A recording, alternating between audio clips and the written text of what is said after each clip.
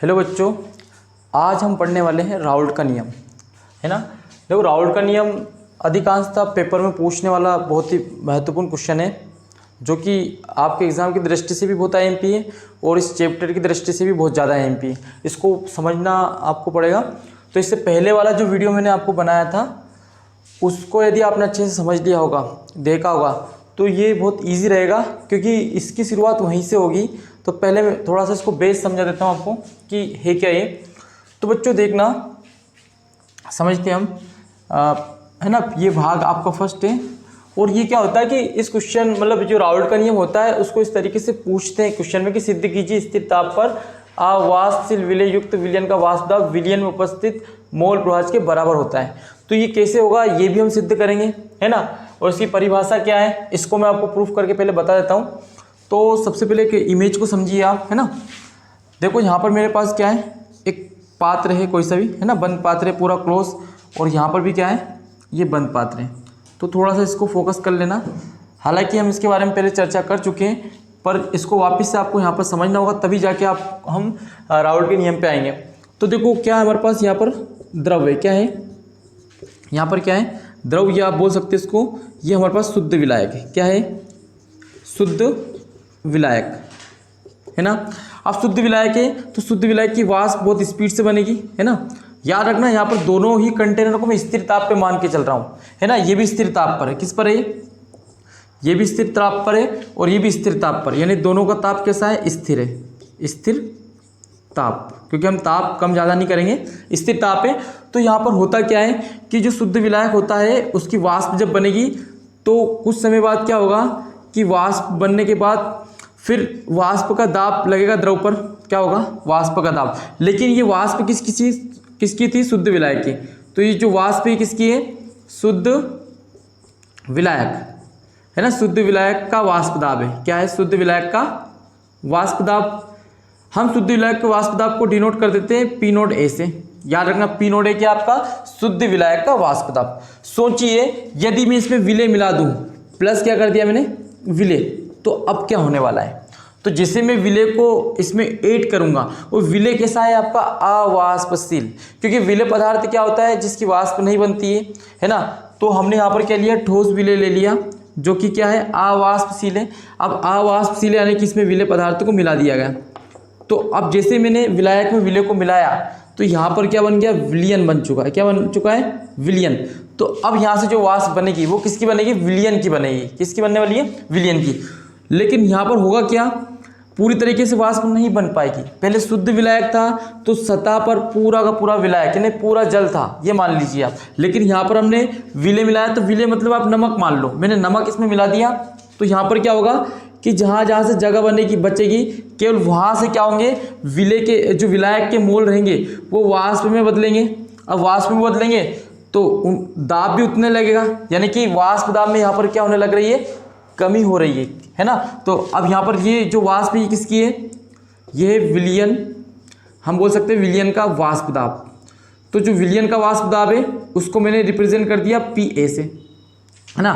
शुद्ध विलायक का वाष्प दाब था और ये विलयन का वाष्प दाब है। तो दोनों का ध्यान रखना, ये जो शुद्ध विलायक का वाष्प दाब होता है ये हमेशा ज़्यादा होता है विलयन के वाष्प दाब से। विलयन का वाष्प दाब कम होता है, विलायक का वाष्प दाब ज़्यादा होता है। ये ऑब्जेक्टिव टाइप क्वेश्चन के लिए आपको ध्यान रखना हमेशा, कि शुद्ध विलायक जो होता है उसका वाष्प दाब हमेशा ज़्यादा होता है विलयन के वाष्प दाब से, क्योंकि विलयन का वाष्प दाब विलय मिलाने से कम हो गया, है ना। और यहाँ पर ये क्या है, ज़्यादा है। प्योर आपका क्या था, शुद्ध विलायक था। अब एक और चीज़, इसके आगे बढ़ते हैं हम। अब मुझे बताइए, यहाँ पर तो शुद्ध विलायक था, लेकिन यहाँ पर विलयन है, तो विलयन में विलय और विलायक दोनों चीज़ें। तो जो विलायक है ना, केवल विलायक वो ही वाष्प दाब को बढ़ा रहा है, मतलब वाष्प को बना रहा है।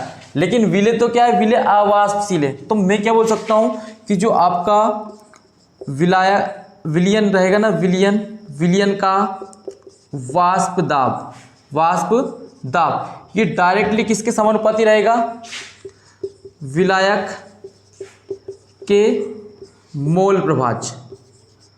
बच्चों ये लाइन आप ध्यान से समझिए, मैं क्या बोल रहा हूँ। जो विलयन का आपका वाष्प दाब रहेगा वो विलायक के मोल प्रभाज के समानुपाती रहेगा। क्यों रहेगा, क्योंकि जैसे जैसे यहाँ पर वाष्प बनेगी वो केवल किसकी बनेगी, विलायक की बनेगी, विलेय की नहीं बन पाएगी। विलेय की क्यों नहीं बन पाएगी, क्योंकि विलेय तो अवाष्पशील है। तो जो विलयन का वाष्प दाब है ये किस पर निर्भर करेगा, केवल उसके अंदर जो विलायक है। विलेय तो अवाष्पशील है, उस पर तो निर्भर करेगा नहीं, बस विलायक का वाष्प दाब, जो विलायक का मोल प्रभाव होगा ना उस पर निर्भर करेगा। इसलिए हम क्या कह सकते हैं कि जो विलयन का वाष्प दाब है वो डायरेक्टली किस पर निर्भर कर रहा है, विलायक के मोल प्रभाव पर। अब सोचिए आपने विलयन का वाष्प दाब क्या लिया था, है ना। चलो इसके बारे में बाद में बात करेंगे, पहले ये चीज़ समझ में आ गई ना आपको। अब हम बात करते हैं डेफिनेशन की। देखना आपको अब डेफिनेशन क्लियर समझ में आएगी। किसी दिए ताप पर यानी निश्चित ताप, है ना, स्थिर ताप हमने लिया था, किसी अवाष्पशील विलेय युक्त विलयन, यानी कि ये जो विलयन है आपका, ये वाला जो विलयन है ये कैसा है, इसमें कौन मिला, अवाष्पशील विलेय युक्त विलयन। ये विलयन कैसा हो चुका है, अवाष्पशील विलेय युक्त विलयन। क्यों है, क्योंकि इसमें हमने जो विलेय पदार्थ मिला है वो अवाष्पशील था।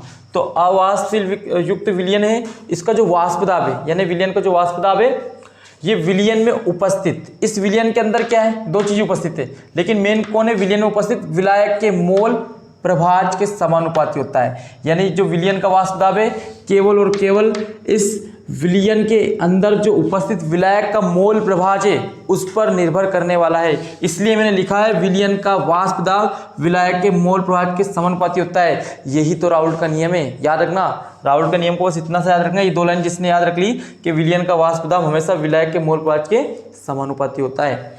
तो बच्चों हमने विलयन का वाष्प दाब को क्या माना है, Pa माना है, और यहाँ पर विलायक का वाष्प दाब क्या माना हमने, 1 से A। ये हम पहले से जानते हैं, विलायक का मोल प्रभाज है, तो विलायक का जो मोल प्रभाज होता है वो 1 से A होता है और विलेय का मोल प्रभाज 1 से B होता है। ये हम मोल प्रभाज में पढ़ चुके हैं। इसलिए बोलता हूँ कि आप सारे के सारे वीडियो कंटिन्यू देखते जाएं ताकि सारे वीडियो एक दूसरे से लिंक रहते हैं। जो मेरा पढ़ाने का तरीका वो मैं लिंक लेके चलता हूँ, उससे क्या होगा कि आपको सारी चीज़ें हमेशा याद रहेगी कि हमने पहले क्या पढ़ा है, और ये चीज़ डायरेक्ट यहाँ पे 1 से A आया है। तो ये 1 से A क्यों आया है, क्योंकि विलायक का मोल प्रभाज को हम 1 से A से दर्शाते हैं। अब बच्चों यदि मैं यहाँ पे समानुपाती चिन्ह को हटा दूँ तो यहाँ जाएगा P नोड A 1 से, एक नियतांक आ गया, है ना। अब मैं थोड़ा सा इसको क्लीन कर दूँ तो आपको ये चीज़ तो समझ में आ गई होगी। आप चाहे तो स्क्रीनशॉट ले लें समझने के लिए। अब देखो मैं इसको थोड़ा सा क्लीन कर रहा हूँ क्योंकि हमें थोड़ा सा न्यूमेरिकल सोल्व करना है। मतलब मैं अब राउल्ट का नियम है ना, इसका हम गणितीय व्यंजक कर रहे हैं। क्या कर रहे हैं, गणितीय व्यंजक। तो बच्चों देखिए थोड़ा सा इसको और कर देते हैं। मैं यदि यहाँ पर Pa है ना अपॉन P नोड A को इधर लेके आ जाएं, इक्वल टू क्या रहेगा, 1 से, क्या होगा, 1 से। ओके बच्चों, अब देखो इसको मैं दो तरीके से करने वाला हूँ। पहले एक तरीका देखिए, थोड़ा सा हल्का सा लेंदी रहेगा और थोड़ा फिर शॉर्टकट बताऊंगा।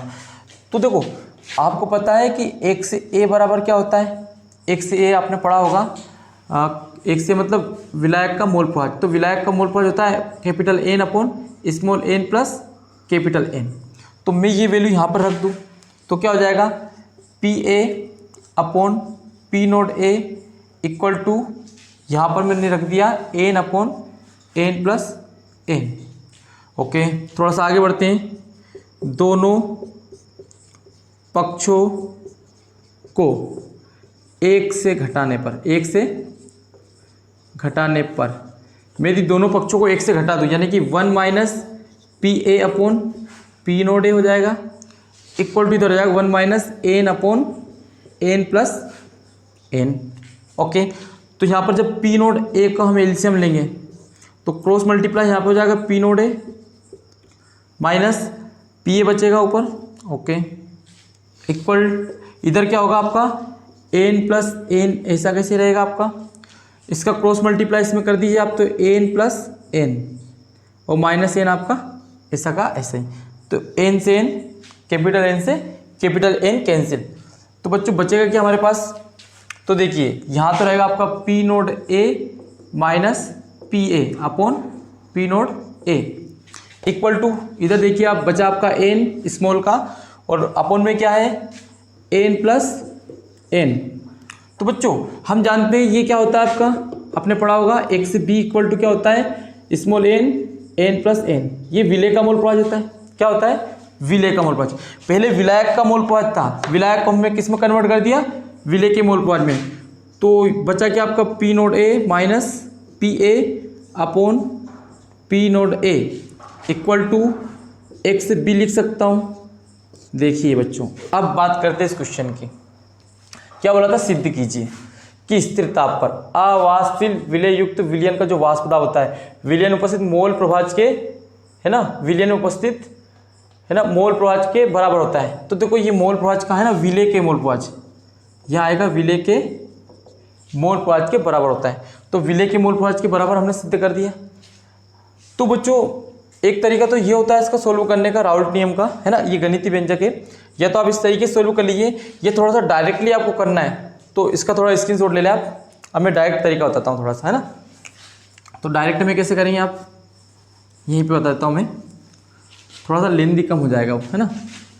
देखो एक चीज़ आपने यदि मेरा पिछले वीडियो देखे होंगे तो वहाँ पे आपने, यहाँ तक तो ठीक है, आपने पढ़ा होगा कि विलय और विलायक, विलय और विलायक का मोल प्रभाज का मान हमेशा कितना होता है, 1 होता है। कितना होता है, 1 होता है। तो यदि मैं यहाँ पर 1 से a का मान निकालूँ, किसका मान निकालूँ, 1 से a का, तो क्या हो जाएगा 1 माइनस 1 से b हो जाएगा, है ना। 1 से b इक्वल के उधर जाएगा तो 1 माइनस 1 से b। तो मैं यहाँ पर क्या करता हूँ, 1 से a की जगह पर, 1 से a की जगह पर 1 माइनस 1 से b रख दूँ तो क्या होगा, P A upon P note A, okay, equal to क्या हो जाएगा 1 माइनस 1 से b। क्लियर, है ना। 1 से a की जगह पर 1 माइनस 1 से b रखा है, क्योंकि ये हमें पता है कि 1 से a प्लस 1 से b यानी विलय का मोल, विलायक का मोल प्रभाज और विलय का मोल प्रभाज का जो संघट्ट होता है वो हमेशा कितना होता है, 1 होता है। तो यहाँ से 1 से a का मान निकाल लिया मैंने, तो यहाँ 1 से a की जगह रख दिया, क्या आया 1 माइनस 1 से b। अब देखो 1 से b को हम निकाल लेते क्लियरली, तो माइनस 1 से b यदि मैं माइनस को उठा के इधर लाता हूँ तो 1 से b किसका हो जाएगा, प्लस का हो जाएगा, और ये इसको उठा के उधर ले जाएंगे इक्वल के, तो ये पूरा काय का हो जाएगा, माइनस का। तो 1 minus P A upon P note A हो जाएगा। 1 से b तो आपका ऐसा कैसे equal to P note A का क्रॉस मल्टीप्लाई कीजिए, P note A minus P A और अपॉन में क्या आपका पी नोट ए। इस तरीके से भी आप कर सकते हो। मुझे ऐसा लग रहा है कि ये वाला मेथड आपको ज़्यादा आसान लग रहा होगा, तो आप इस तरीके से भी आप इसको कर सकते हैं। तो ये था आपका राउल्ट का नियम। ओके, नोट्स में आपको उपलब्ध करवा दूंगा इसका। तो बच्चों आज के लिए ठीक है। अब राउल्ट के नियम की सहायता से हम अवाष्पशील विलय युक्त विलयन का वाष्प दाब कैसे ज्ञात करेंगे, ये भी हम एक काम करते हैं, इसी वीडियो में उसको कर लेते हैं, थोड़ा सा लेंदी हो जाएगा। यह एक काम करते हैं, उसको मैं अलग से प्रोवाइड करवाता हूँ। पहले आप ये इस वीडियो को पूरा देख लें और इसके नोट्स बना लें। इसमें कोई डाउट्स हो तो इसको एक बार डबल देख लेना, तो उससे क्या होगा कि आसानी से आपको चीज़ें क्लियर हो जाएगी। ओके बच्चों, थैंक यू।